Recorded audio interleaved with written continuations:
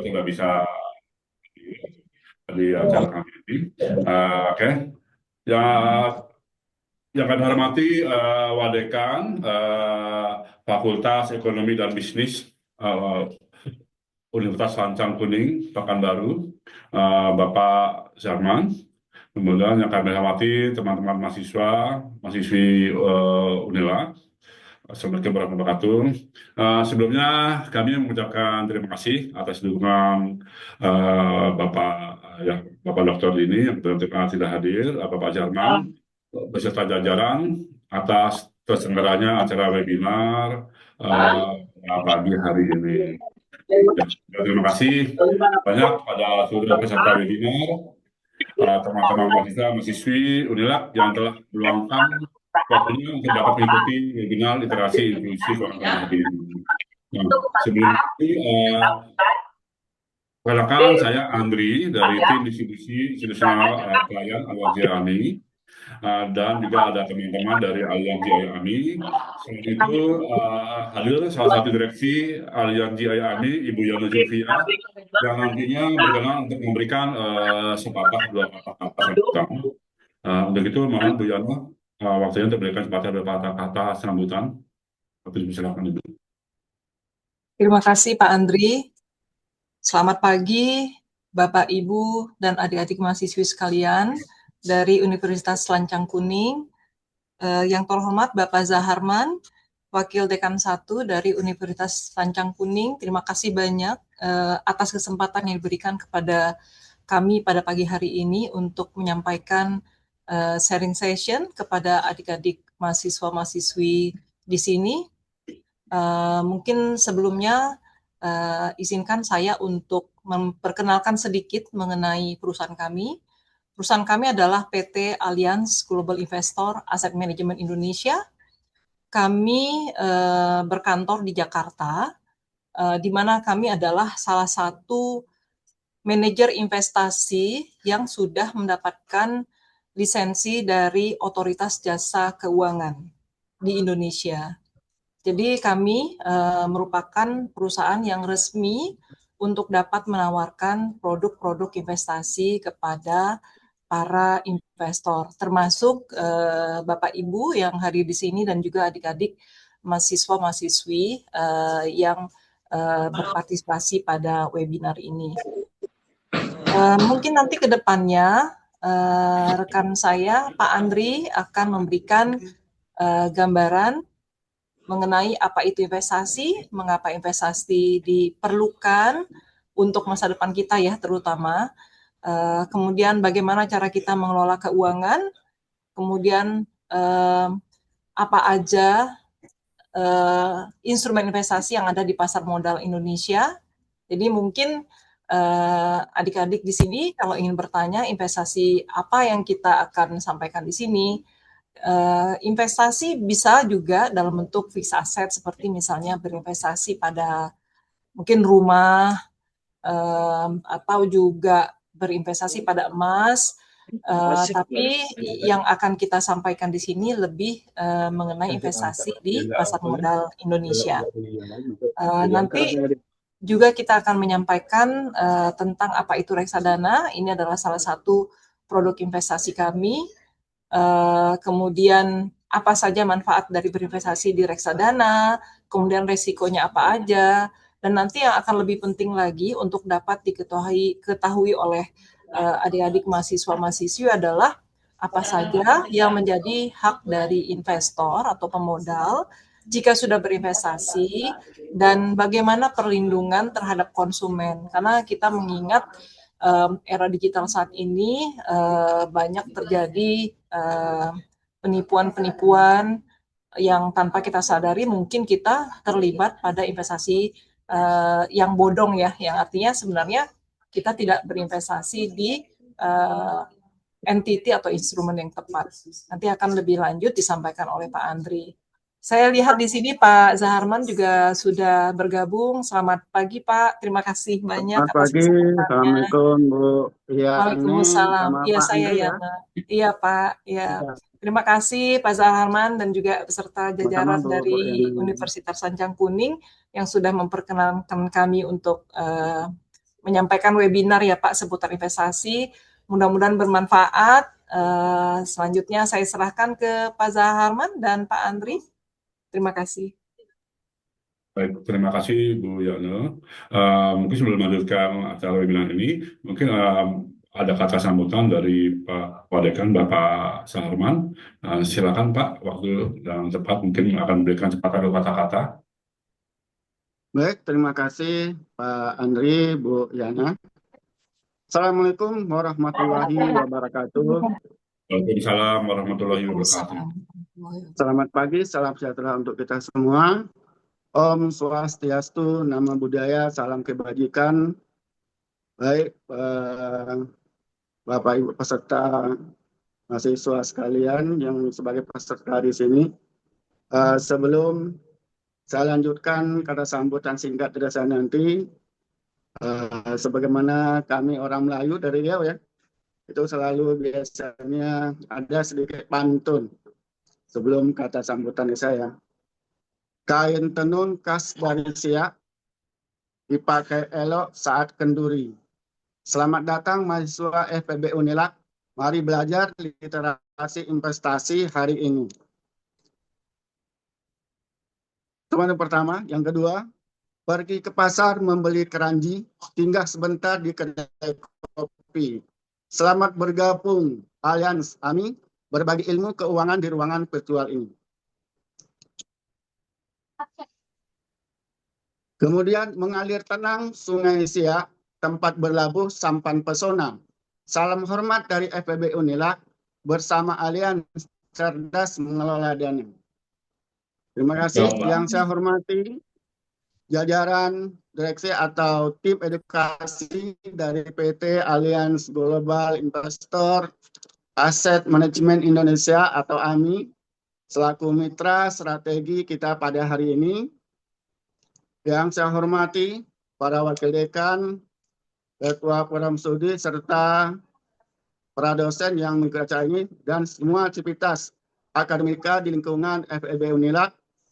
Dan yang paling saya banggakan serta saya sayangi seluruh mahasiswa-mahasiswi FEB Unilak yang hadir secara daring di ruangan Zoom pada hari ini.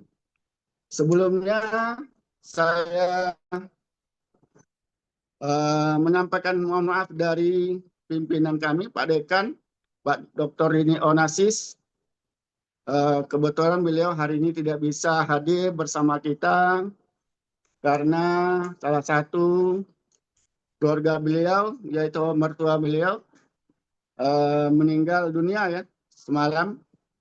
Jadi beliau pada hari ini tidak bisa hadir dan diwakilkan kepada saya untuk memberikan kata sambutan.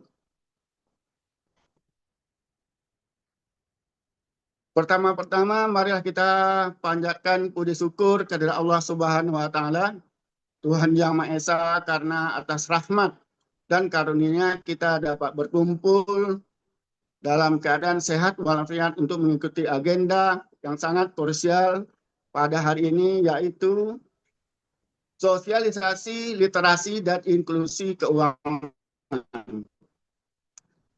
Rekan-rekan dosen dan mahasiswa yang saya banggakan, saat ini kita berada di era di mana akses terhadap instrumen keuangan digital sangat mudah dijangkau. Hanya lewat smartphone. Saya yakin semua kita pada hari ini mempunyai smartphone. Namun, kemudian akses ini tidak diiringi dengan pemahaman yang matang atau ada istilah literasi. Banyak masyarakat termasuk kalangan muda yang terjebak dalam keputusan finansial yang keliru karena minimnya edukasi. Oleh karena itu, FEB Unilak menyambut baik dan memberikan apresiasi yang setinggi-tingginya kepada PT Allianz Global Investor AMI. Kolaborasi ini adalah langkah nyata untuk menjembatani antara teori makro-mikroekonomi yang mahasiswa pelajari di bangku kuliah dengan realitas serta dinamika industri pasar modal dan manajemen aset yang sesungguhnya. Sebagai mahasiswa ekonomi dan bisnis, tentu saudara mahasiswa adalah sebagai agent of exchange. Kalian tidak boleh hanya sekedar menjadi penonton atau konsumen produk keuangan. Mahasiswa FEB dituntut harus cerdas finansial. Kalian harus paham bagaimana mengelola risiko, melihat peluang investasi yang legal dan logis, serta mampu menyebarkan virus literasi keuangan ini kepada masyarakat secara lebih luas. Melalui cara daring ini, saya berharap kalian semua memanfaatkan momentum ini dengan maksimal. Gali ilmu sebanyak-banyaknya dari para praktisi yang hebat dari Allianz yang sudah hadir bersama kita pada hari ini, yaitu Bapak Andri dan Ibu Afri. Ya ini tadi Pak ya, Bu ya. Bertanyalah kalian secara kritis mengenai bagaimana dunia manajemen investasi bekerja di level global dan domestik. Akhir kata, atas nama pimpinan Fakultas Ekonomi dan Bisnis Universitas Lancang Kuning, saya mengucapkan terima kasih kepada seluruh peserta, terutama pihak PT Allianz Global Investor AMI yang telah menginisiasi acara yang berharga pada hari ini. Semoga kerjasama berskala industri akademisi seperti ini dapat terus berlanjut pada masa depan dalam berbagai bentuk program edukasi lainnya. Selamat belajar, selamat mengikuti kegiatan ini. Semoga kegiatan ini membawa berkah dan manfaat bagi masa depan kita semua. Demikian terlebih kurang saya mohon maaf. Wabillahi taufik wal hidayah. Wassalamualaikum warahmatullahi wabarakatuh. Waalaikumsalam. Terima kasih banyak Pak Sarman atas sangat bagus sekali itu Pak itunya pandangan sambutannya. Sangat terima kasih. Baik, sebelumnya kami mohon izin untuk pada saat webinar berlangsung kami akan off video Pak karena untuk ini aja untuk apa biar jaringannya biar lebih bagus. Kemudian kalau untuk dari teman-teman mahasiswi ingin mengajukan pertanyaan bisa melalui chat. Ada yang chat di sini bisa diketik di situ. Seperti itu. Baik, izinkan saya untuk video off ya. Baik, dan izinkan saya untuk sharing materi sebelumnya.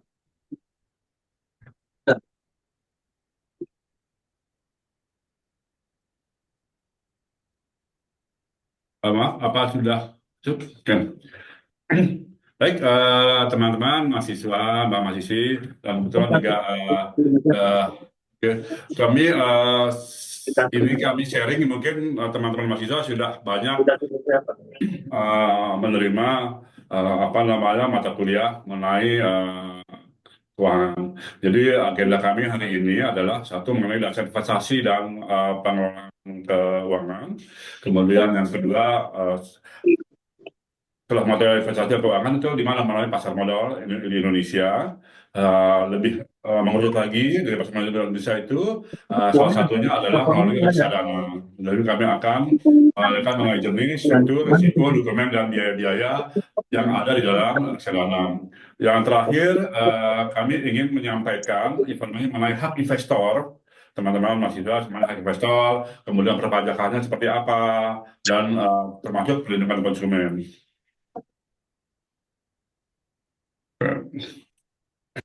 Baik, dari di pengelolaan keuangan, pertama kali kita tuh cek kesehatan keuangan ya. Jadi pastikan pas yang positif, baru kita kemudian kita untuk melihat apa kita punya utang yang terkendali ya. Mungkin sekitar 30 lebih kecil daripada 30 sampai dengan 35% pendapatan. Dan apakah kita sudah memiliki dana darurat. Nah, setelah itu lanjutkan ya kita sisihkan 10 sampai 20% pendapatan untuk tabungan dan investasi. Nah, selanjutnya lagi ya tentu kita lengkapi lah dengan perlindungan asuransi memadai. Nah, kita dalam keuangan kita tetapkan dulu tujuannya. Nah, ini ada SMART ya. SMART itu artinya spesifik ya jelas. Jadi dengan jelas harus detail ya. Jadi tidak harus fokus. Jadi tujuannya itu jelas. Oh, tak hanya saya ingin kaya gitu kan. Oh, saya ingin nabung.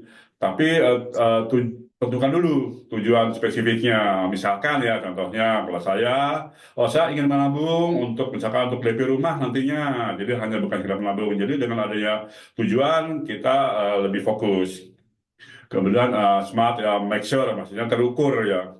Jadi ada tujuannya tetap kan nominal berapa sih untuk DP rumah gitu kayak. Jadi agar kemajuannya hasilnya itu bisa dipantau targetnya. Misalkan kami ingin menabung 50 juta untuk DP rumah atau 25 juta untuk DP rumah gitu. Kemudian ya dapat capai ya gitu kalau realistis maksudnya itu relevan dan realistis ya. Jadi disesuaikanlah dengan kemampuan keuangan saat ini. Jadi nggak istilahnya nggak hanya mimpi gitu kan yang mungkin nggak yang mustahil gitu kan. Misalkan ya contohnya jika miskin pendapatan gaji saat ini mungkin sekitar 3 juta atau 5 juta gitu ya. Nah, nggak mungkin juga kita nabung 4 juta itu kan nggak realistis gitu. Kemudian yang relevan maksudnya jadi tujuannya itu relevan sesuai dengan prioritas hidup kita, gitu, teman-teman masing-masing. Jadi contoh nih, ada juga prioritas misalkan, kita kebetulan mungkin kita punya utang bunganya tinggi, ya kan? Itu lebih relevan daripada wah saya mau nabung banyak nanti kan beli apa, beli smartphone baru, gadget baru. Nah itu seperti itu sih. Kemudian ada apa itu misalnya batas waktu lah gitu, time boundnya atau batas waktu kita harus target ya waktu kapan dana tersebut harus terkumpul misalkan nabung 50 juta atau 25 juta dalam waktu 2 tahun atau 24 bulan. Kemudian setelah itu kita gunakan kelompok tujuan. Jadi tujuan itu apa nih? Berjangka pendek atau jangka menengah dan atau panjang. Mungkin kalau ada pertanyaan di sini bisa di chat. Kemudian memprioritaskan keamanan finansial sebelum mengambil risiko yang tinggi. Kita tahu lah itunya apa namanya risiko-risikonya. Kemudian lakukan evaluasi berkala untuk menyesuaikan strategi. Jadi tengah jalan kita ya evaluasi kita efektif atau belum. Nah, selanjutnya kita masuk ke apa itu investasi. Investasi itu beda sama menabung. Kalau menabung itu kami nabung untuk dana darurat. Misalkan amit-amit sakit atau apa gitu ya. Jadi investasi itu ya lebih banyak untuk menanamkan modal. Di sana itu jangka panjang di atas 1 tahun gitu. Untuk biasanya kalau investasi itu beli aktiva lengkap, kita bikin usaha, bisa juga membeli saham suatu berharga untuk memperoleh tujuan itu pasti untuk memperoleh keuntungan. Gitu. Nah, manfaatnya itu investasi tentunya teman-teman tahu yaitu melawan inflasi ya. Inflasi itu pasti setiap tahun itu naik ya kan. Tanpa kita sadarin, kita punya value atau nilai uang itu akan turun dengan sendirinya. Bisa juga sebagai sumber penghasilan di luar gaji, kalau sudah menghasilkan ya investasinya. Kemudian biasanya tujuan investasi finansial lebih cepat, karena biasanya return investasi itu lebih tinggi biasanya dibandingkan dengan deposito. Nah ini sedikit gambaran mengenai apa namanya inflasi dari tahun 2011 sampai 2025 rata-rata di 2,91. Jadi kalau teman-teman sama ini menabung rata-rata kan mungkin sekitar 1 sampai dengan 2%, gitu kan. Belum dipotong pajak, gitu, belum dipotong biaya-biaya, gitu kan, belum inflasi. Tanpa kita sadarin nilai uang kita turun. Maka itulah kita butuhkan manfaat investasi salah satunya seperti itu. Nah, tadi sudah kan ini investasi, jadi investasi itu ya selain mengalahkan inflasi, kemudian kita juga melindungi aset, kemudian ya mengurangi risiko. Nah, ini masih risiko shadow generation ini lagi ngetrend nih, ya kan? Jadi kalau dengan inflasi, kalau kita jangan sampai kita istilahnya memberatkan kita punya nanti apa ya tua, membahaskan kita gitu. Kalau kita sudah berkeluarga, anak kita gitu kan. Gitu, dan juga untuk menceritakan masa depan kita. Nah, itu dalam investasi itu ada beberapa yang kita lihat ada mindset, ada ya kita pola pikir yang jangka panjang lah untuk seperti yang disebutkan sebelumnya, mau tujuan hidup, rencana masa depan. Kemudian ada dana lebih ya disisihkan, ya kan. Jadi kalau belum ada dana lebih, jangan dulu tabung dulu aja. Jadi ya, bukan dari kebutuhan sehari-hari. Gitu. Jangan nanti kita paksa investasi, tapi untuk kebutuhan sehari-hari buat bayar listrik dipakai dulu gitu kan. Gitu. Kemudian milih instrumen investasi sesuai dengan kebutuhan. dan mudah lah seperti mungkin reksadana. Nah, mungkin ya deposito mungkin yang pendek, obligasi atau saham itu. Kemudian ya setelah itu sebenarnya tujuannya jelas, ada jangka waktunya. Kita mau sesuai dengan masing-masing profile, mau jangka pendek, menengah maupun panjang. Tentunya hasil returnnya maupun risiko baik jangka pendek, menengah dan panjang itu berbeda-beda. Kemudian biasanya imbal hasil itu bisa dari kenaikan investasi, nilai, atau pendapatan yang diterima secara berkala apabila ada investasi yang mendapatkan berkala secara obligasi gitu kan. Obligasi itu kan pasti ada kuponnya itu kalau SBN atau ORI, maaf, kalau ORI, obligasi retail Indonesia itu setiap ada kupon gitu kan. Selain itu juga ada kenaikan diharapkan ada capital gain ya, gitu. Nah, kemudian juga pahami, harus memahami risiko uh, yang harus diambil ya, pastinya. Itu. Selanjutnya, ini mengenai pasar modal Indonesia. Nah, instrumen investasi itu apa aja? Gitu. Nah, ini juga ada tanah, properti juga termasuk invest, ya kan? Dia beli falas sedikit, membeli emas juga salah satu investasi, bahkan kita bisnis itu juga investasi jangka panjang gitu kan, nah, karena keuntungan juga mungkin nggak secepat gitu kan, kita bisnis mulai usaha langsung kita memetik hasilnya, tidak, itu kan juga investasi jangka panjang. Kemudian di pasar modal dan ini ada reksadana. Karena kami ini di perusahaan aset manajemen, jadi kami itu bergerak di pasar modal, aset manajemen. Nah, ini ada saham, obligasi, dan reksadana. Kalau saham itu sendiri itu merupakan apa ya, bukti penyertaan modal ya, siapapun ya, atau badan atau perorangan pada satu perusahaan atau PT. Tujuannya apa? Pasti menunjukkan keuntungan dividen. Seperti tadi kalau ada dividen setiap tahun, kalau bukan perusahaan itu profit, dan termasuk capital gain karena perusahaan ataupun itu pasti setiap tahunnya dengan bertumbuh maka nilainya tuh value-nya akan naik gitu kan. Nah, nilai naik bisa juga akan dijual. Nah, saham itu bisa juga teman-teman beli melalui sekuritas, beli saham-sahamnya, misalkan beli saham mungkin Indofood, Unilever, dan sebagainya. Itu pasti diharapkan ada dividen setiap tahun dan ada capital gain. Kemudian yang kedua itu ada obligasi. Nah, bedanya kalau obligasi ini adalah suatu utang yang diterbitkan oleh perusahaan maupun negara.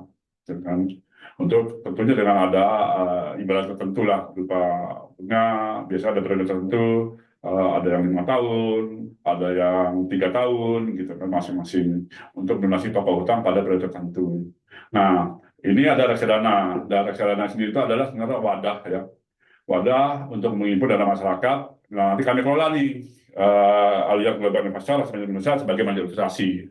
Bedanya kalau misalkan teman-teman mau beli saham, saham itu mungkin baru salah satu 5 juta, cuma 10 juta. Lebih juga obligasi korporasi itu rata-rata mungkin sekitar, walaupun sekarang kayak ORI ya bisa 5 juta. Tapi reksadana itu teman-teman bisa investasi dengan mulai investasi 100.000 sudah bisa.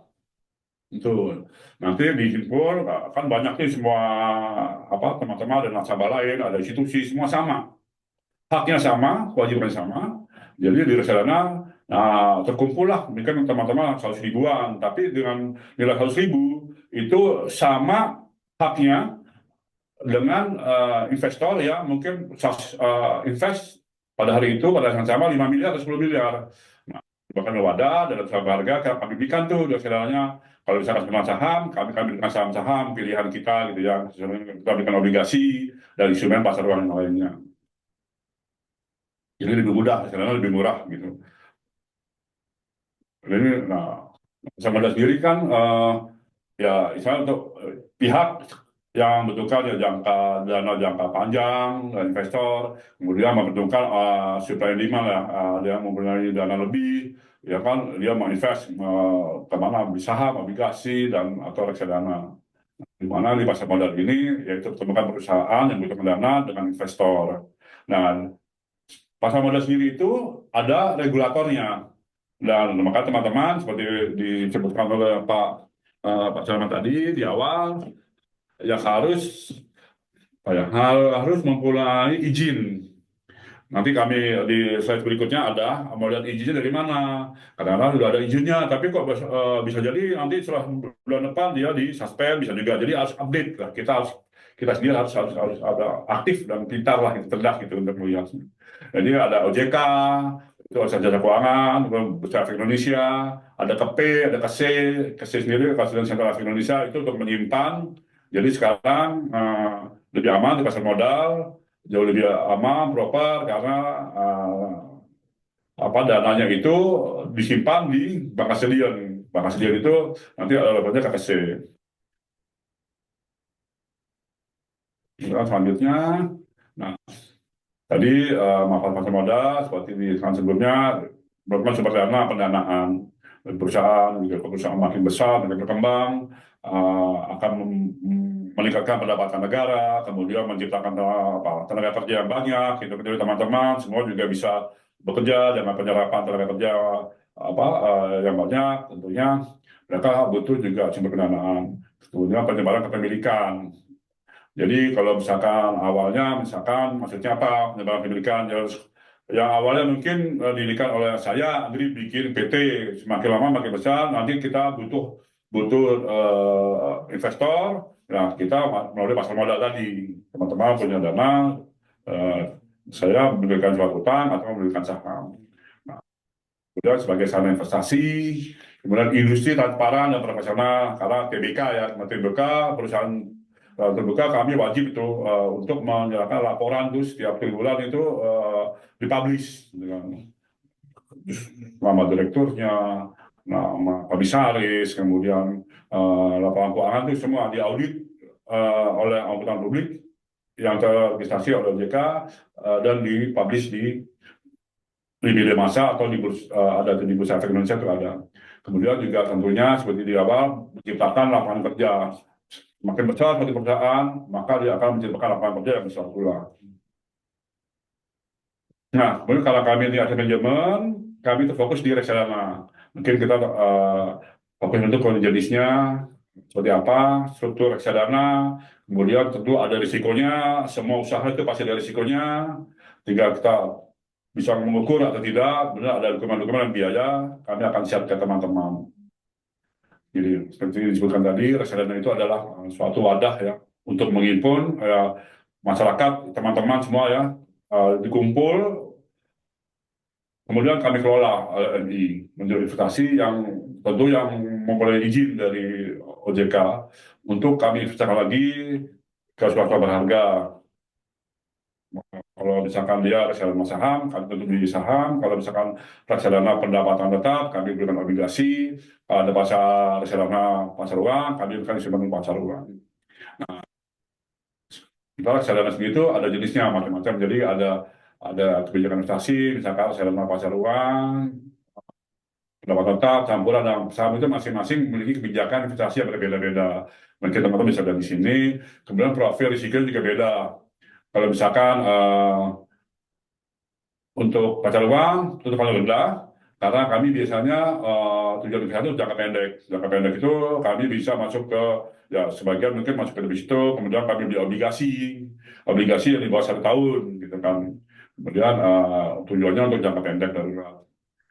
Kemudian mau naik lagi, mungkin sudah apa ya ingin meningkatkan lagi, sudah tambah ekspor lah gitu ya mungkin ke pendapatan tetap untuk jangka pendek. Tapi dan juga horizonnya itu 3-5 tahun. Jangan, jadi kita harus jujur dengan diri sendiri. Kita butuh itu untuk jangka pendek, untuk jangka menengah atau jangka panjang. Tapi kalau untuk jangka panjang, misalkan untuk 10 tahun lagi, nah kalau saya pribadi misalkan untuk masuk ke reksadana saham, karena tentunya dia punya return tentunya jauh lebih tinggi dibandingkan dengan reksadana pasar uang misalnya. Tapi juga profilnya. Biasa kalau kami sebelum ada nasabah, kami lihat profil dulu, isi gitu. Gitu. Apakah dia masuk rendah, moderat, ataukah moderat agresif atau agresif. Nah, manfaatnya apa sih reksadana itu? Tentunya dikelola oleh profesional. Karena ini selain harus berizin, para personel yang mengelola itu juga harus melalui izin secara perorangan. Mereka harus punya izin WMI, wakil manajer investasi, dan itu ada ujiannya, ada izin dikeluarkan oleh OJK. Kemudian ada juga ada misalnya ada BPPE, kemudian yang menjual juga harus ada WAPER, wakil penjual efek reksadana. Kemudian ada diversifikasi risiko. Karena dananya kan dikumpul banyak, jadi kita bisa diversifikasi ke berbagai instrumen. Jadi nggak bertumbuh pada satu aset aja. Tapi kalau misalkan kita tidak langsung beli sendiri, mungkin 1 juta ya hanya beli satu obligasi atau satu saham gitu. Susah kalau untuk kita diverifikasi. Jadi risiko kami sebar. Karena aksesnya dapat diakses lah dengan modal awal yang menyantol kami sebutkan sebelumnya itu 100.000 melalui dari kanal resmi. Nanti akan bisa dilihat juga di kami punya website itu ya siapa untuk teman-teman untuk retail. Bisa dilihat di website kami, mungkin bisa di-chat teman-teman dibantu teman-teman LGI, ada websitenya, itu semua ada, agen penjual efek reksadana. Nah, kemudian juga efisiensi biaya, karena dilakukan oleh secara kolektif, sesuai dengan ketentuan tertentu dalam produk, jadi tentunya biaya lebih efisien. Nah, ini cocok untuk pemula, karena yang memberi waktu lah teman-teman kan fokusnya kan kuliah gitu ya, ilmu. Jadi juga untuk mungkin yang kalian mengolah portfolio sendiri, belum apa ya, belum masih awal gitu ya, cocok sekali untuk sini. Kemudian dari aspek perpajakan, jadi program perpajakan mengikuti ketentuan yang berlaku sesuai jenis dan struktur dari reksadana nanti kami sampaikan di slide berikutnya. Tadi jadi ada potensi risiko, ini grafiknya potensi risiko, potensi imbal hasil makin tinggi di return. Tentu potensi risikonya itu karena makin tinggi. Yang terendah itu tentunya tabungan deposito selama di bawah 2 miliar. Jadi jangan pemerintah itu kan 2 miliar, kemudian suku bunganya juga ya harus mengikuti aturan yang ditetapkan oleh BI. Kalau lebih juga, kalau misalkan lebih dari yang ditetapkan juga nggak dijamin oleh pemerintah.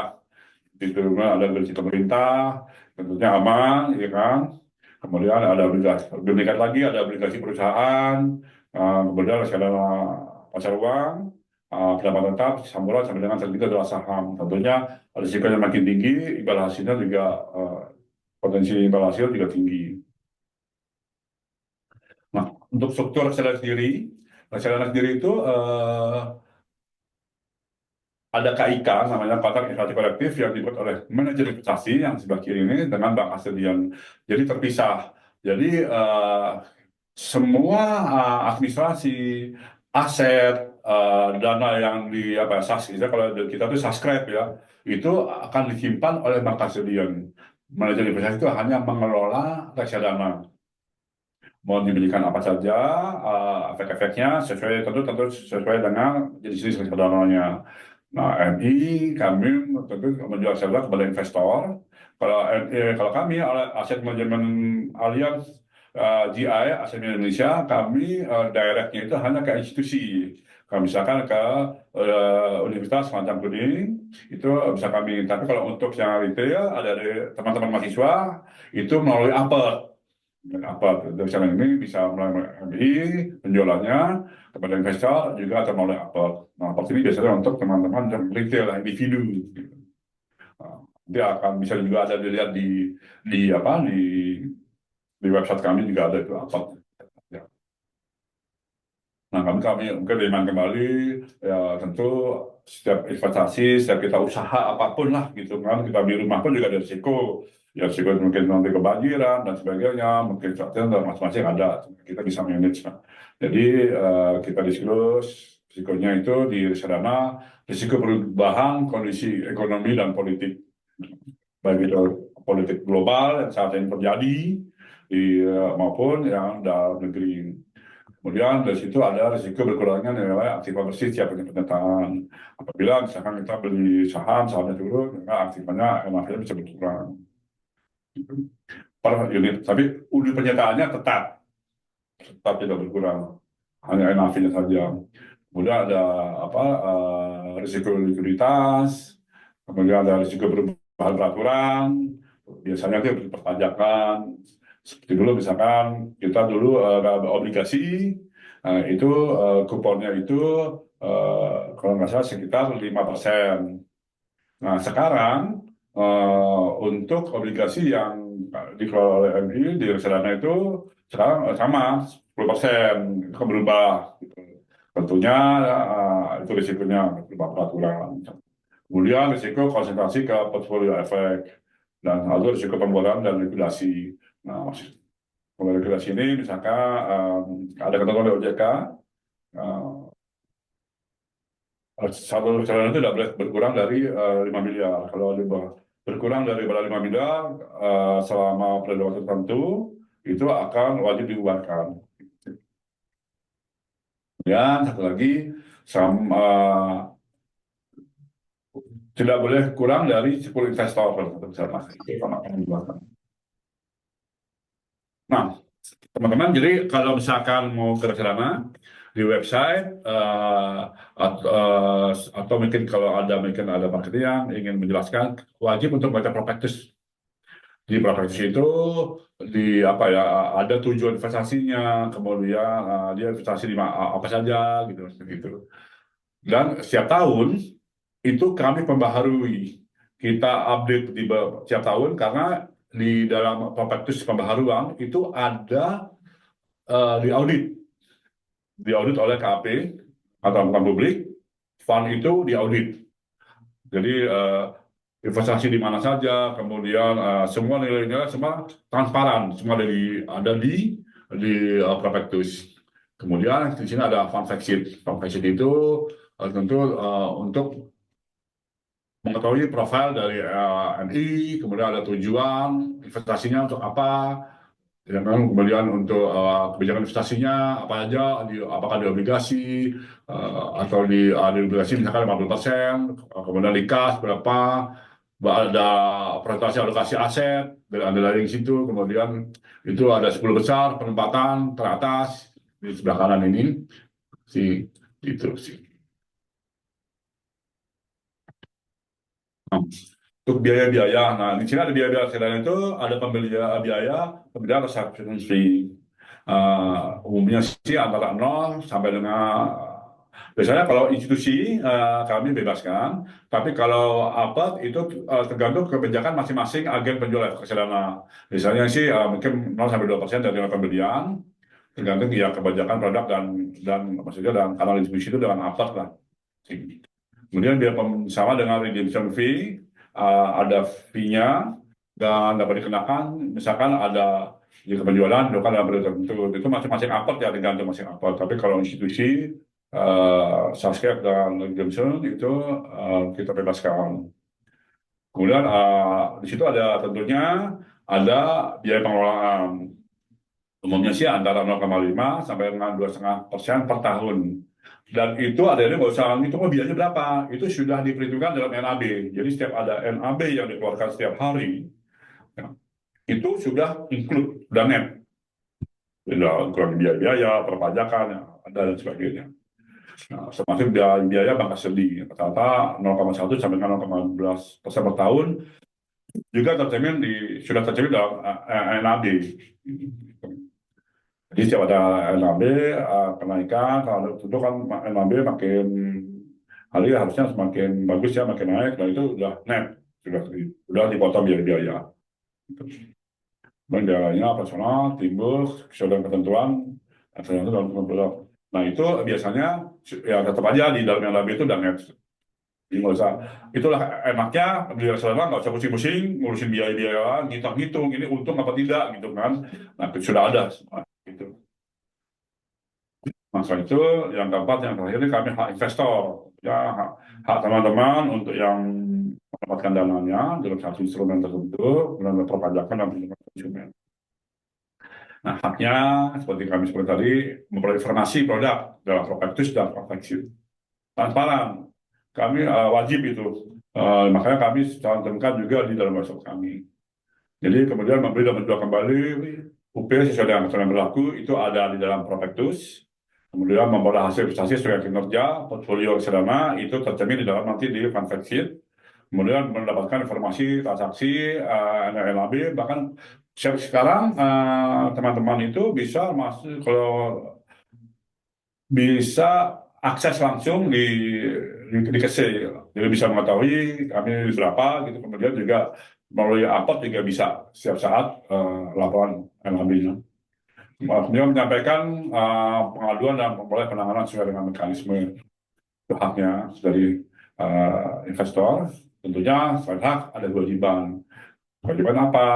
Baca ikro, mengenai prospektus sebelum berinvestasi. Ingin tahu kalau masing-masing prospektus itu berbeda antara misalkan reksadana pasar uang, reksadana pendapat tetap yang underlying itu obligasi, kemudian reksadana saham yang underlying itu saham. Kemudian berinvestasilah sesuai dengan tujuan teman-teman, profil risikonya masing-masing, apakah high risk, agresif atau moderat, begitu. Terus kemudian monitoring ketentuan transaksi atau bertanggung jawab atas keputusan investasi itu tanggung jawabnya masing-masing. Kemudian memenuhi kewajiban biaya dan pembajakan sesuai ketentuan berlaku. Walaupun ini semua seperti disebutkan sebelumnya, kewajiban biaya, perpajakan itu teman-teman sudah tidak usah pusing karena itu sudah yang dia NAV itu sudah net. Ini mungkin perpajakan, mungkin tidak pernah perpajakan. Jadi semua hasil dividen tunai, maksudnya ini bukan objek PPh itu. Sekarang dividen untuk saham, ya biasanya itu misalkan dapat dividen BRI, makan dividen, bisa kan kena pajak itu final 10%. Sekarang tidak dikenakan pajak. Kemudian ada tapi kalau bunga obligasi, capital gain obligasi dikenakan PPh final sesuai hukum berlaku. Bunga kalau kita untuk deposito sertifikat ya, Bank Indonesia dengan PPh 20%. Jadi kalau kita reksadana pasar uang, kami mendapatkan di bank, tentu juga sudah dikenakan juga dikenakan pajak PPh final 20%. Nanti laporannya ke teman-teman dalam bentuk NAB itu sudah dipotong biaya. Jadi semua yang dalam kita reksadana itu dia dikenakan pajak, ada pajaknya. Cuman hasilnya itu yang teman-teman terima itu bukan objek pajak, karena sudah dipotong pajak di dalamnya, jadi nggak ada double pajak. Gitu. Kalau ada capital gain, kalau kami menjual saham, baik teman-teman beli saham langsung, kita jual itu kenakan PPh final 0,1 dari nilai transaksi. Termasuk suatu utang lainnya dikenakan PPh, sesuai dengan tarif umum. Gitu. Nah, pembagian hasil kepada penyertaan ya teman-teman, mau redeem nih, wah sudah ada kebutuhan, tentunya kan ada keuntungan ya. Nah, itu bukan objek PPh, tidak ada pajak, karena sudah asetnya sendiri sudah dikenakan pajak. Instrumennya, maksudnya adalah ini sudah dikenakan pajak sesuai dengan masing-masing instrumen. Nah, ini yang disebutkan oleh Pak Salman di awal, jadi ada tips-tips lah menghindari penipuan, selain tetap tanggung investasi, pahami risiko dan produk, menggunakan dana lebih. Yang paling penting adalah periksa legalitas produk yang terjual. Nanti linknya akan kami sampaikan di slide berikutnya. Jadi harus jelas legalitasnya. Bahkan sudah ada legalitas, ada aset manajemen, sudah ada produknya pun juga harus ada izin efektif ya, ada efektif dari OJK juga. Dan lakukan ada verifikasi gitu. Karena contoh modus penipuan transaksi dilakukan sama pejabat investor sekarang nggak susah ya, walaupun kan ada bank kesediaan dan janji imbal hasil fixed return yang lebih tidak pernah. Jadi untuk imbal hasil itu sesuai dengan instrumen masing-masing. Bahkan kita beli reksadana saham pun juga ada risikonya sekarang lagi turun. Beli obligasi pun sama, bisa juga pada saat suku bunga naik harga obligasinya turun, gitu sih. Kemudian, seperti Pak Caman juga disebutkan di awal, di era digital ini semua makin mudah, apa-apa makin cepat gitu kan. tentu ada efek negatifnya. Contohnya seperti kondisi di Indonesia ini kan literasi inklusi keuangan yang relatif belum cukup masih rendah ya gitu ya. Makanya kami PUJK pelaku usaha jasa keuangan itu diwajibkan untuk memberikan literasi dan inklusi kepada semua masyarakat, intinya untuk merimain kembali lah. Teman-teman kan pasti sudah mengetahui, hanya sekedar kami merimain. Kemudian adanya inovasi teknologi cepat, berkembang cepat, terus maraknya perilaku ilegal, penipuan gitu. Kemudian ditambah lagi perilaku konsumen, ini serba praktis, serba cepat, nyaman, tidak teliti, ya tidak membaca gitu kan. Seperti tadi prospektus harus dibaca gitu kan semua. Karena kemudian kurangnya ya awareness konsumen terhadap kesan data pribadi. Jadi ya contohnya kalau ada terima email gitu kan, isi main buka, nah itu juga harus hati-hati. Nah, dari kombinasi itu biasanya ada misleading lah, mis-selling, salah beli produk gitu. Tentunya akibatnya kehilangan dana. Kalau nggak kehilangan dana, pencurian data pribadi. Atau nggak tahu nama kita, alamat, nama ibu kandung, saudara, dan sebagainya. Ya, demikian teman-teman dari kami. Untuk informasi selanjutnya bisa dilihat di website kami di aliasgi.com. Nah, mungkin di sini ada pertanyaan di chat, teman-teman Alia bisa bantu. Baik. Terima kasih Pak Andri untuk presentasinya. Mungkin nanti teman-teman atau Bapak dan Ibu dari dosen dari Universitas Lancang Kuning boleh menyampaikan. Tapi mungkin ini Pak Andri sudah ada pertanyaan ke Pak Andri mengenai dari Michael Aditya Sinaga ya. Di sini kita lihat di chat, mungkin Pak Andri bisa lihat pertanyaannya. Bagaimana masyarakat atau kami sebagai calon investor dapat menilai atau membedakan bahwasanya perusahaan tersebut real atau tidak nih Pak? Bagaimana? Mungkin tadi sempat disampaikan sama Pak Andre di akhir slide yang agak akhir. Bagaimana sih teman-teman itu bisa membedakan perusahaan ini itu karena terkait ini investasi bodong Pak Andre. Jadi mereka supaya tahu bagaimana sih membedakan perusahaan-perusahaan yang investasi itu mereka benar loh, bukan investasi yang perusahaannya punya legalitas atau bagaimana. Mungkin Pak Andri bisa lihat di slide itu ya Pak, si slide boleh dibuka Pak Andri.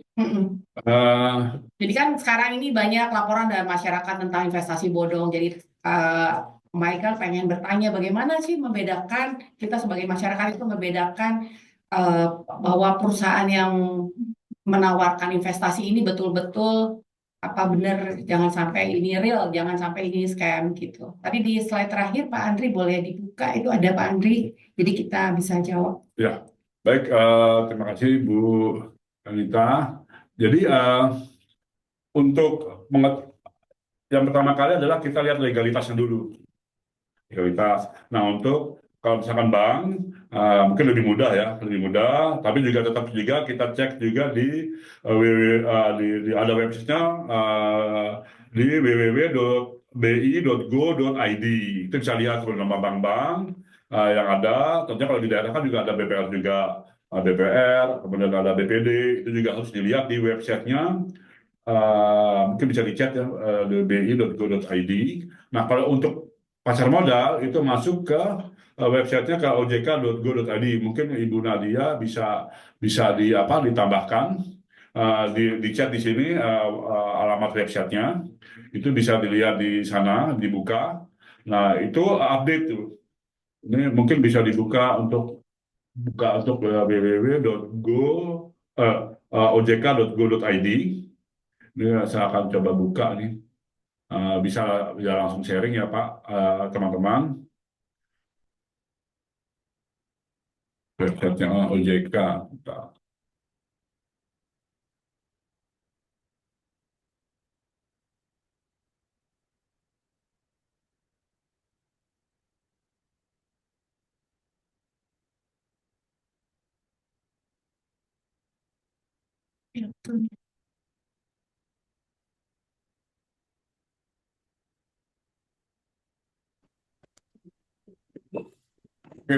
Jadi di ojk.go.id itu akan ada nama-nama perusahaan aset manajemen yang terdaftar dan masih berlaku.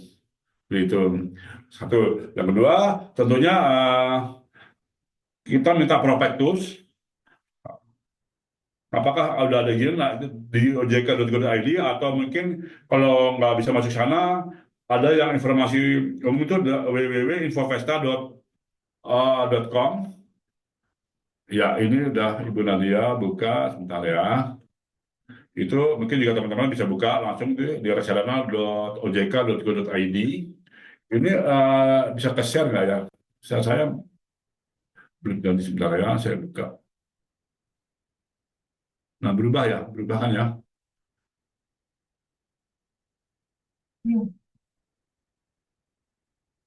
Ya, sudah. Ya. Sudah. Nah, di sini kalau begitu masuk ke reksadana.ojk.go.id, nah di sini ada profil-profil terkait MI. Nah, ini kebetulan kita nomor satu, namanya Alias Global Investor. Ini teman-teman bisa kelihatan ya. Nah, ini ada alamatnya, kemudian ada beberapa juga yang lain. Kemudian tinggal diklik di sini, bisa diklik. Dan ingat ya, jangan sampai salah ketik. Jangan sampai ada reksadana A-nya double dan selalu memakai go.id. Jadi bukan ojk.co.id. Jadi harus benar-benar spellingnya itu harus pas gitu. Nah, di sini ada data-data MI, kemudian ada direksinya dan sebagainya. Jadi di situ mungkin bisa menjawab pertanyaan atau mungkin ada tambahan dari Ibu Yana atau Ken. Iya, baik. Mungkin dengan Michael Aditya Sinaga, mungkin dengan jawaban dari Pak Andri, atau masih ada yang ditanya mengenai pertanyaan ini? Baik, Bu. Terima kasih atas jawabannya, Bu. Saya merasa paham, Bu. Iya, baik. Oke, terima kasih. Selanjutnya mungkin Pak Andri kita lanjut ke pertanyaan yang kedua. Dengan nilai kurs rupiah yang melemah sekarang, apakah pengaruhnya berdampak baik atau buruk bagi pengelola investasi? Lalu instrumen apa yang bagus bagi masyarakat di tengah gejolak ekonomi sekarang? Ya, baik. Ini pertanyaannya sangat bagus sekali. Oke, saya akan mencoba menjawab. Jadi ya, sebenarnya kalau di investasi, uh, sekarang memang melemah ya rupiah. Tapi tentunya dengan melemahnya rupiah atau menguatnya dolar, tentu ada beberapa sektor industri atau sektor usaha yang diuntungkan juga, seperti pertambangan, mungkin sawit. Nah, di Sumatera itu kan sawit yang paling banyak. Tentunya harganya juga uh, akan naik kemudian dengan dolar, bisa pembeliannya itu dengan dolar, tentunya yang diterima dalam rupiah bisa lebih besar. Itu salah satu juga apa namanya, beberapa sektor yang diuntungkan. Nah,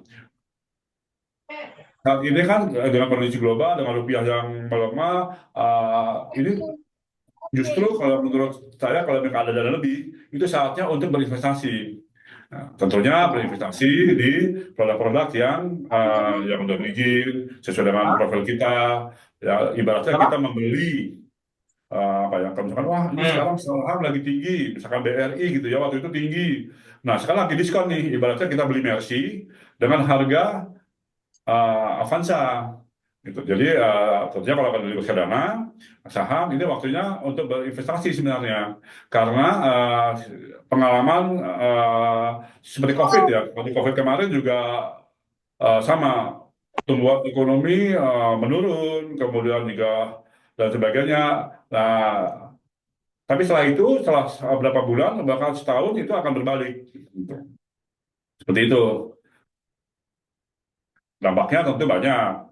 Dampaknya apa? Kita beli barang jadi lebih mahal tentunya. Nah, jadi ya kita juga harus prioritas seperti sebelumnya disebutkan, prioritas barang-barang yang tentu kebutuhan pokok juga sama akan naik gitu. Otomatis kinerja daripada perusahaan seperti misalkan Indofood, penjualan turun dan sebagainya. Gitu. Tapi itu nggak apa-apa. Jadi justru teman-teman untuk investasi saatnya untuk mulai masuk secara pelan-pelan. Kalau belum yakin, masuknya jabat tahap. Misalkan mau investasi 1 juta, masuknya 100.000 dulu. Makanya bulan depan begitu juga masuk ke reksadana 100.000 gitu kan, gitu. Jadi begitu pas market membaik gitu kan, tentu nggak akan seperti itu karena akan roda berputar. Akan membaik, semuanya pasti tidak baik, akan istilahnya technical rebound. Tentu teman-teman juga mendapatkan hasil yang lumayan positif gitu.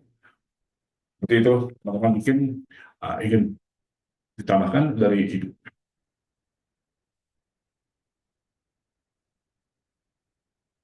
Mungkin Bu Yana atau teman-teman dari Asia akan ada menambahkan.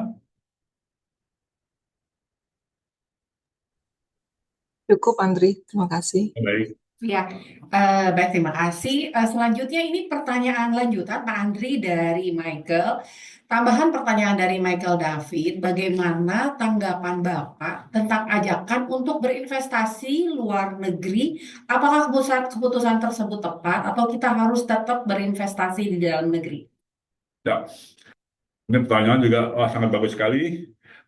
Jadi gini, memang mungkin teman-teman melihat, wah ini apa ya, pasar modal di luar, mungkin indeks Dow Jones dan sebagainya itu naik, ya kan, bagus. Nah, kita pun punya produk yang underlying-nya itu global. Nah, bahkan kita juga baik fixed income maupun saham. Ya, kita punya namanya reksadana high dividend global syariah equity dolar. Nah, mungkin kalau teman-teman mau investasi di luar negeri secara langsung untuk dengan tujuan untuk mendapatkan mungkin di luar lebih bagus gitu kan. Nah, bahasa repot-repot karena agak susah ya untuk apa ya, untuk mencari informasi, untuk transaksi kan agak, belum lagi banyak untuk biar tidak penipuan. Kami alias Global Investor Indonesia juga sudah menyediakan bagi teman-teman yang ingin berinvestasi istilahnya underlying-nya di luar negeri global. Juga kami punya yang fixed income namanya USD Fixed Income Fund. Itu underlying-nya itu US dollar. Walaupun sekarang istilahnya 100% Indon, tapi itu kami berinvestasi di mata uang asing seperti itu. Nah, untuk yang kami mau coba mau beli saham, mungkin teman-teman udah canggih-canggih nih, wah tahu saham Apple, saham Google, saham Airbus gitu ya, mungkin Taiwan Semiconductor, mungkin ya itu satu sahamnya harganya mahal sekali, mungkin bisa ratusan juta per lot, 1 miliar. Tapi teman-teman nggak usah khawatir, kami punya produknya untuk mengakomodasi teman-teman yang ingin berinvestasi di luar negeri. Tentunya di perusahaan ya, perusahaan atau TBK yang dari luar negeri. Itu mungkin bisa masuk ke web kami, alias itu ada nama produknya, alias High Dividend Global Syariah Equity Dollar. Gitu. Tentunya dijual kalau untuk retail melalui Apple. Itu keuntungannya mungkin agak sedikit penjual ya. Jadi high dividend itu yang kita produk nama high dividend global syariah equity dollar yang Allianz itu kita setiap tahun walaupun itu disclaimer ya, kita tahun itu membagikan dividen 4%. Jadi setiap 3 bulan kami memberikan dividen itu 1% setiap kuartal. Itu 1%, 1%, 1%. Walaupun kita tidak boleh menjanjikan, tapi sejak tahun 2023, sejak launching sampai saat ini, kami selalu membagikan dan tepat waktu untuk membagikan dividen sebesar 1% setiap 3 bulan. Selain dapat dividen, seperti disebutkan sebelumnya, ada capital gain dari kenaikan NAV. Selain dapat adik-adik, dapat teman-teman atau nasabah, institusi, mungkin Lancang Kuning, Unilag mau investasi juga bisa di sana. Itu setiap 3 bulan mendapatkan kita sebutnya PHI, pembagian hasil investasi itu ya dividen siap 1% setiap 3 bulan. Juga ada potensi dari capital gain seperti itu sih. Mungkin menjawab pertanyaan. Jadi baik ya, maksudnya nggak buruk untuk berinvestasi di luar negeri. Cuman ya karena aksesnya terbatas, mungkin juga kami ya lebih baik silakanlah kepada kami. Maksudnya kepada manajer investasi siapapun lah itu yang memiliki underlying investasi di luar negeri. Itu. Baik, Terima kasih Pak Andri. Mungkin tadi Pak Michael Aditya Sinaga sudah cukup menjawab pertanyaannya tadi dijawab dengan Pak Andri. Sudah Bu, terima kasih Bu. Terima kasih. Oke, baik. Dah. Selanjutnya mungkin ada pertanyaan boleh diketik di chat atau mungkin mau disampaikan langsung ke Pak Andri. Boleh silakan karena kita masih cukup punya waktu untuk kita tanya jawab. Eh, Bertanya lagi boleh Bu? Boleh, silakan.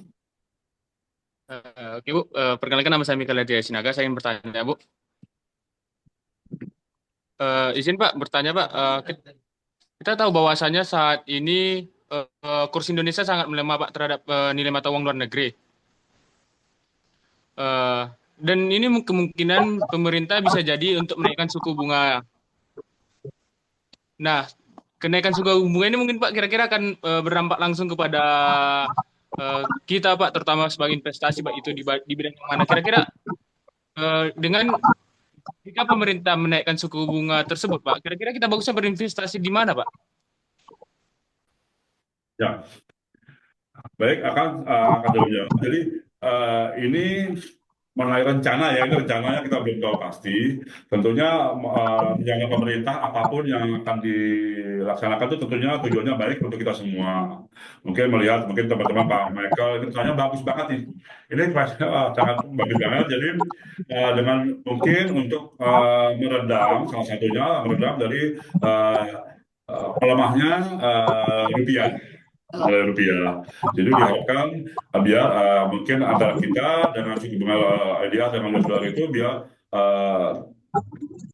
saat ini kan makin mendekat ya, dia bisa kan melebar ya, lebar itu ya. Uh, jadi apa namanya dengan diharapkan dengan adanya uh, kenaikan suku bunga, diharapkan investor, terutama investor asing ya, bisa masuk kembali ke Indonesia. Itu diharapkan. Gitu kan. Otomatis ada multiplier efeknya dengan masuk ke investasi lagi dalam rupiah, mereka masuk ke dalam dolar kan untuk dirupiahkan. Nah, tentunya lambat tahun diharapkan mata uang rupiah makin menguat dengan masuknya dana-dana dari luar negeri lah, kayak gitu. Tentu ada efeknya negatif juga mungkin bagi para pengusaha kan yang biasanya biaya bunga akan makin tinggi. Seperti itu sih, seperti nah itu nanti ada titik keseimbangan lah seperti itu. Ada titik keseimbangan, tentunya ada yang diuntungkan, ada tidak, tapi semuanya pasti akan bisa akan menyesuaikan gitu. Termasuk ya kalau kita punya pinjaman juga, makanya seperti tadi tujuan investasi, tujuan itu antara lain untuk apa melunasi hutang-hutang yang berbunga tinggi misalkan gitu kan. Karena pentingnya kita berinvestasi gitu. Tentunya efeknya apa lagi? Biasanya kalau suku bunga naik, harga obligasi itu akan turun, yieldnya naik. Tentunya, tapi itu juga kesempatan untuk kita, ibaratnya kalau kita masuk ke reksadana pendapatan tetap, kita average lah, istilahnya itu average, kita masuk, makanya masuknya itu bertahap, ya. Eh, Tentunya kalau kita masuk pada saat harga rendah, hasilnya tinggi, tentunya kita punya capital gain itu makin potensinya juga makin lumayan, gitu Pak. Gitu. Jadi ada sisi plus dan minusnya sih Pak, gitu. Gitu. Karena juga kondisi ekonomi kita kan tentunya dipengaruhi dari global dulu ya, global itu enggak, jadi supply chain dan semuanya itu tidak berjalan seperti biasa normal. Gitu. Tapi efeknya ada plus dan ada minusnya Pak Michael. Gitu. Plusnya itu ya kesempatan kita untuk melakukan investasi dengan uh, apa ya mendapatkan mungkin harga yang terdiskon lah gitu. Ya. Pak Michael mungkin Oke. cukup jawab Mungkin dari ada Pak yang Andri. mungkin Ada yang ditambahkan boleh atau mungkin Pak Michael, Michael Aditya. Terima kasih Pak atas jawabannya Pak. Mungkin saya bisa Terima kasih. menambahkan, Pak Andri. Silakan Bu, silakan. Ya, mungkin buat adik-adik mahasiswa-mahasiswi di sini, yang ingin saya sampaikan adalah berinvestasi melalui reksadana ini sebenarnya akan sangat membantu. Mengapa? Karena reksadana sebagai produk investasi ini kan dikelola oleh para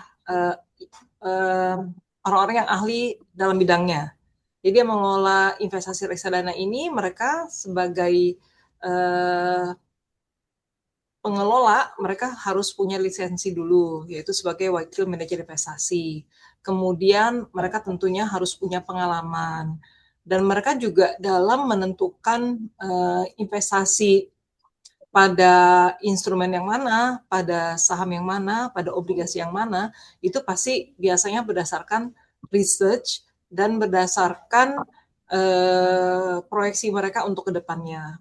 Jadi melalui reksadana ini sebenarnya semuanya sudah dipikirkan secara matang dan juga terdiversifikasi. Seperti tadi Pak Andri sampaikan, investasi di reksadana ini sebenarnya bisa dijangkau dengan dana yang relatif kecil, bahkan Rp100.000 juga bisa, tapi di dalam reksadana sendiri itu bisa lebih dari 35 nama saham ataupun obligasi, tergantung jenis reksadananya.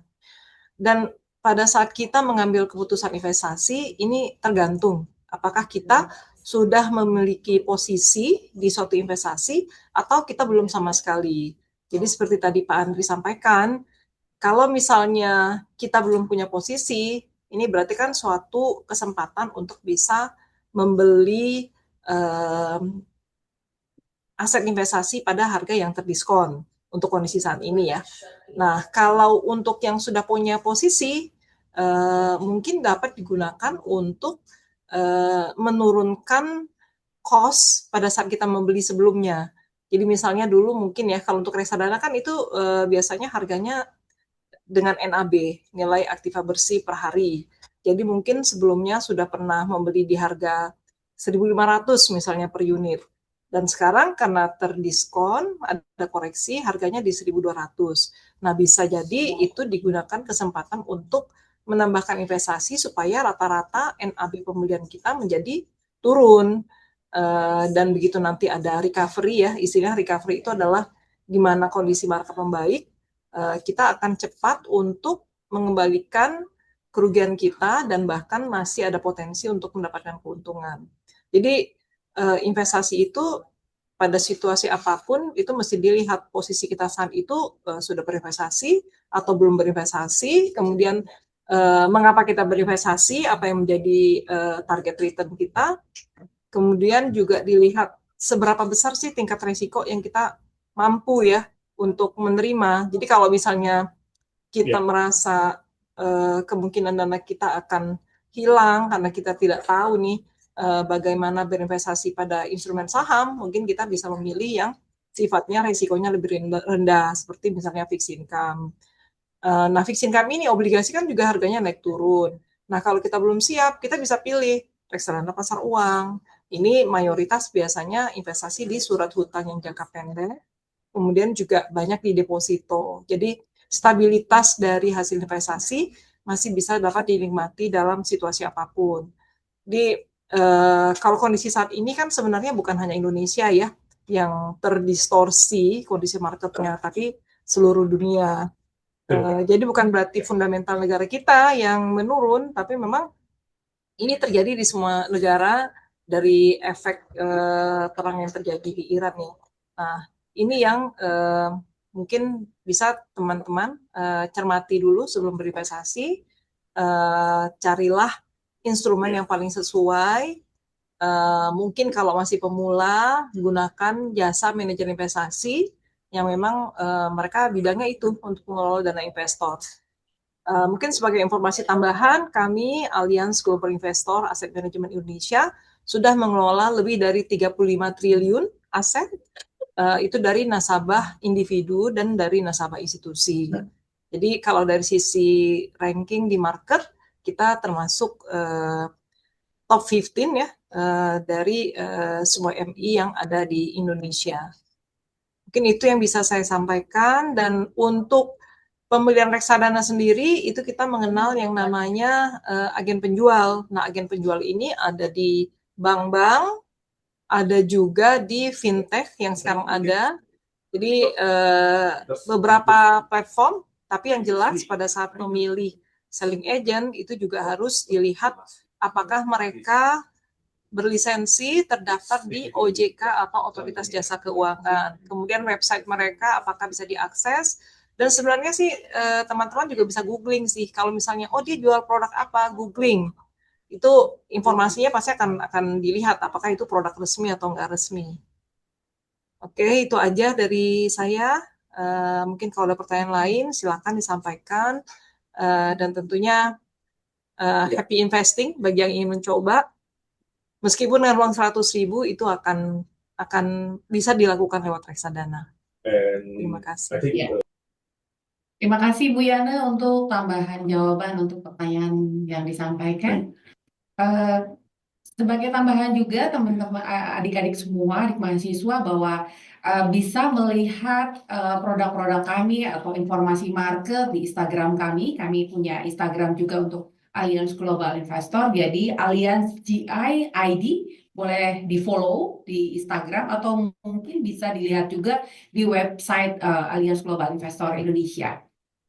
Baik, selanjutnya mungkin kita masih ada pertanyaan atau Pak Andri ada tambahan? Ya, sebelum ada pertanyaan selanjutnya, di sini kebetulan Ibu Nadia sudah mohon mengisi feedback ya, feedback di link berikut. Mungkin bantuannya untuk sebagai masukan pada kami untuk mungkin lebih baik ke depannya. Ada masukan-masukan itu ada di Slido, bisa diklik langsung.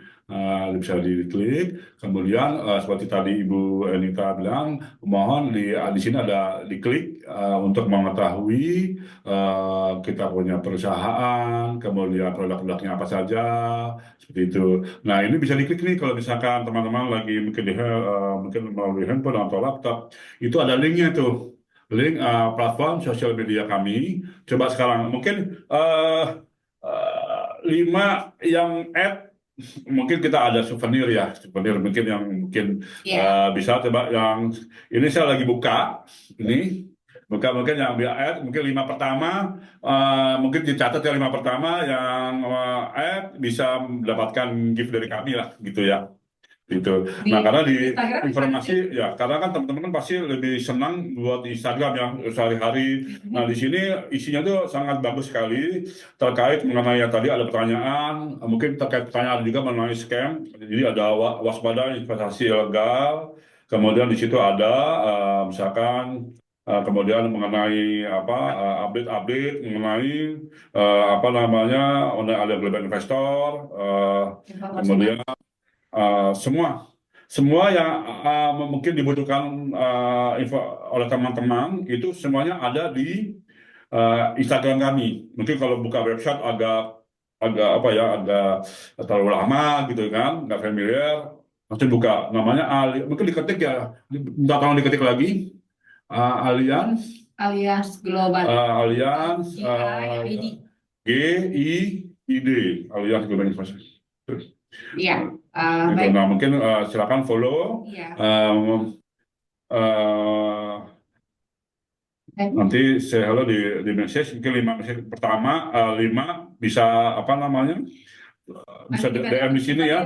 Sebutkan namanya, nama jurusan di DM kami di celah follow. Mungkin akan kami pilih mungkin 5 yang tepat. Gitu sih. Iya, baik. Pak Andri, tadi kita masih dapat ada satu pertanyaan di kolom chat kita, Pak Andri. Saya akan bacakan dari Repiesi ya, si Mamora. OJK melansir fakta mencengangkan bahwa total kerugian masyarakat akibat kejahatan cyber dan investasi ilegal terakumulasi mencapai angka triliunan rupiah dan ribuan aduan masuk ke setiap harinya ke Indonesia Anti-Scam Center. Bagaimana tanggapan Bapak mengenai dampak jangka panjang fenomena ini terhadap tingkat kepercayaan atau trust masyarakat terhadap iklim investasi serta ekosistem digital nasional? Dan secara hukum bagaimana tanggapan Bapak mengenai realitas peluang pengembangan aset recovery bagi korban yang seringkali berakhir nihil? Ini terkait ini ya Pak. Ya, terkait apa namanya Perlindungan konsumen perlindungan ya. konsumen. Ya, Benar. baik Pak Andri silakan Baik. untuk Ya, dijawab pertanyaannya. saya akan mencoba menjawab. Ya mungkin teman-teman juga sudah apa namanya mengetahui kalau misalkan jadi gini, tentu efeknya adalah kerugian di masyarakat. Dengan ada kerugian di masyarakat yang sangat besar, tentunya juga merugikan pemerintah juga, karena kan dari pendapatan dari pajak yang harusnya itu apa masyarakat itu hilang, tentunya. Jadi masyarakat rugi, pemerintah pun juga rugi. Dengan pemerintah rugi, tentu efeknya berbalik lagi ke masyarakat. Jadi yang di awal tadi, makanya kami coba teman-teman untuk ke Instagram. Kami itu jadi ada contohnya kami itu punya mengenai jadi sebelum sebelum ke sebelum ngeklik walaupun kita ada alias sih hati-hati alias global investor nanti alias S-nya 2 harus dilihat itu scam apa namanya pengelabuan dan itu banyak sekali ada juga yang mengatasnamakan. Nah, makanya seperti tadi bahwa tetap harus buka ini saya buka lagi di sini kalau nggak yakin bukalah di reksadana.ojk.go.id. Nah di sini ada alamat lengkap, kemudian di sini juga ada telepon yang resmi, kemudian di sini ada web yang resmi gitu. Nah selama ini dan biasanya mereka itu memberikan apa ya iming-iming menjanjikan keuntungan, biasanya tidak ada, biasanya tidak realistis, cepat gitu bilang. Biasanya tuh klik segera sebelum ketinggalan gitu. Terus ngisi apa ya itu ngisi apa melalui Telegram. Jadi nggak ada ya kami menjual melalui Telegram apa semua hanya melalui website resmi kami di sini di id.aliasgi.com. Di luar itu ya itu tanggung jawab masing-masing karena ibaratnya kita membuka di rumah tidak mengunci pintu bahkan kita membuka pintu tidak ditutup. Tentunya semua orang bisa masuk gitu. Tentunya merugikan gitu. Jadi tanggung jawab diri sendiri, pribadi. Dan itu apakah bisa kembali? Itu saya rasa eh, karena gini, karena itu online dan sebagainya, mereka selalu berganti-ganti, lebih canggih lah, mengganti lagi gitu. Kan walaupun juga ada yang seperti kemarin itu ada yang penipuan-penipuan itu berapa itu tertangkap gitu kan. Kalau di berita, saya lihat di berita itu ya seperti itu. Tapi mereka apakah menyurutkan? Tidak. Namanya kejahatan maling itu dengan diri kita sendiri. Yang penting kita sudah mengunci, saya gimana? Mengunci pintu, menutup pintu, gitu kan? Tidak membuka pintu sembarangan, ada ketok malam-malam, jangan dibuka. Lihat dulu siapa itu, kita kenal tidak, gitu kan? Sama investasi juga gitu, kita kenal nggak sama ini investasinya, kita tahu nggak perusahaannya. Kalau belum yakin, jangan terburu-buru. Biasanya mereka tuh terburu-buru, harus sekarang dibuka, harus sekarang masuk, gitu kan? Tentunya legalitasnya gini, saya pasti nggak jelas. Klaim bisa tanpa risiko, masuk aja. Nggak, tidak ada usaha apapun, kita buka warung pun juga ada risikonya, gitu kan. Jadi ya, jadi kalau bisa apa? Misalnya menjadikan member get of member. Kalau udah masuk, cari teman lagi ya, nanti bisa dapat bonus gitu. Itu nggak ada investasi atau perusahaan investasi, bank juga nggak ada seperti itu. Dan biasanya juga memanfaatkan lah figur publik ya, apa bisa influencer gitu kan untuk investor itu hati-hati ya. Dia sudah investasi terapkan teman-teman 2L. Kalau di kredit kan di bank 3L, legal lending limit. Nah kita di sini 2L, legal dan logis. Legal seperti tadi pastikan produk investasi dan pihak yang menawarkan memiliki izin resmi dari otoritas berwenang. Kalau bank, dari Bank Indonesia, dari OJK, kalau aset manajemen dari OJK. Gitu. Bisa dilihat di website OJK. Kemudian logis. Jadi berdasarkan imbal hasil yang ditawarkan itu masuk akal dan sesuai dengan risikonya. Tinggi nggak apa? Misalkan saat kita lagi rendah gini, kita masuk gitu kan, oh hasilnya imbal hasil tinggi ya itu, tapi logis tidak gitu. Tentu yang awal legal dulu. Kalau udah nggak legal, mau alasan logis nggak logis sudah pasti itu penipuan aja. Seperti itu. Iya, betul. Gitu. Dan biasanya ya tidak kembali seperti itu sih. Jadi ya itu tanggung jawab masing-masing pribadi gitu. Ya, mungkin itu untuk Biasi Mungkin ada Simamora, tambahan. jawaban dari Pak Andri. Ada yang mau ditanyakan lagi? Apakah cukup?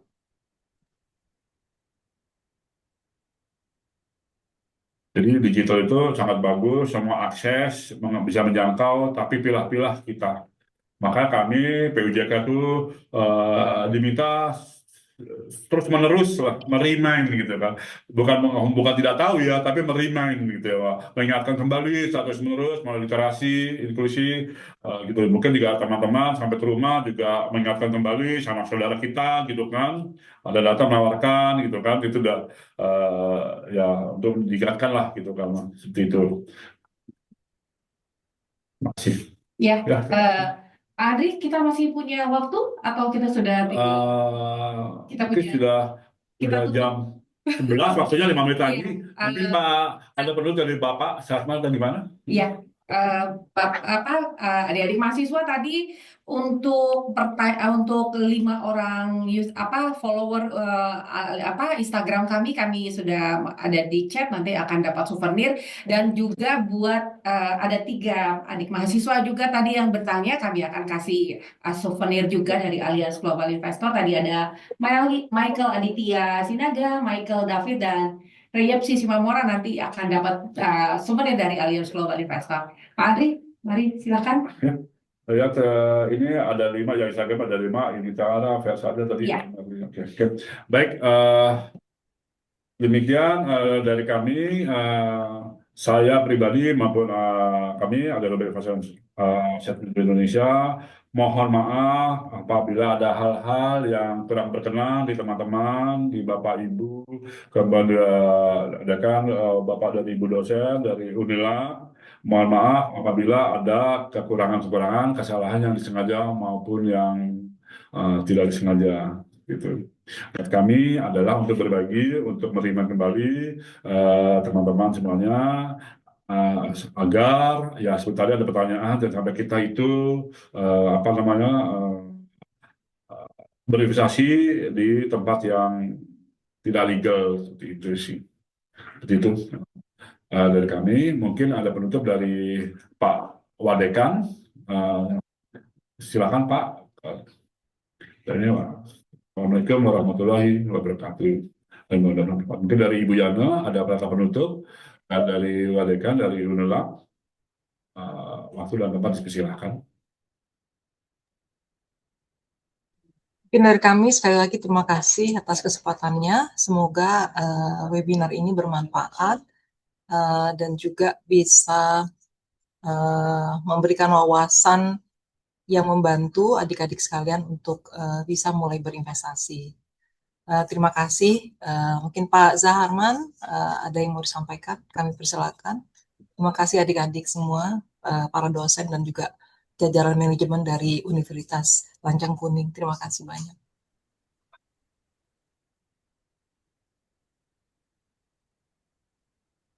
Mungkin dari Pak Azri, Pak Jarman, mungkin ada penutup, atau mungkin kami minta izin kami untuk menutup. Ya, kan? Baik, kalau tidak ada, terima kasih banyak teman-teman mahasiswa, mahasiswi Unila, dekan, wadekan, dosen Universitas Lancang Kuning. Sampai bertemu lagi di acara webinar selanjutnya. Demikian. Terima kasih. Wassalamualaikum warahmatullahi wabarakatuh. Sehat-sehat semuanya. Terima kasih semua. Waalaikumsalam. Selamat siang. Terima kasih. Terima kasih, Bu. Izin pamit. Terima kasih, Terima Pak. kasih Pak. Terima kasih. Sehat-sehat semuanya. What? Kami izin live ya, Bapak Izin ya, live. teman-teman, Bapak dan Ibu.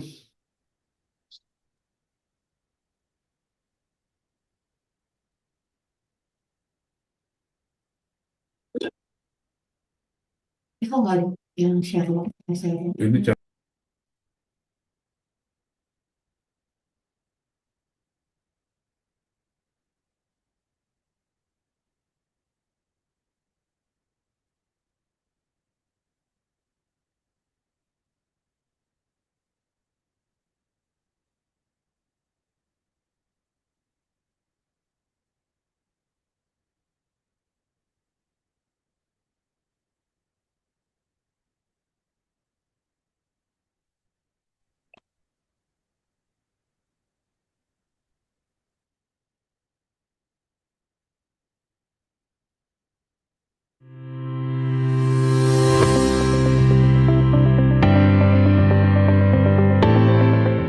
datang di Universitas Lancang Kuning. Universitas Lancang Kuning merupakan satu di antara universitas terbaik di Indonesia. Berkembang dan tumbuh bersama untuk menciptakan iklim akademik yang lebih baik sesuai dengan visi Universitas Lancang Kuning. Menjadi universitas unggul di tingkat nasional berlandaskan budaya.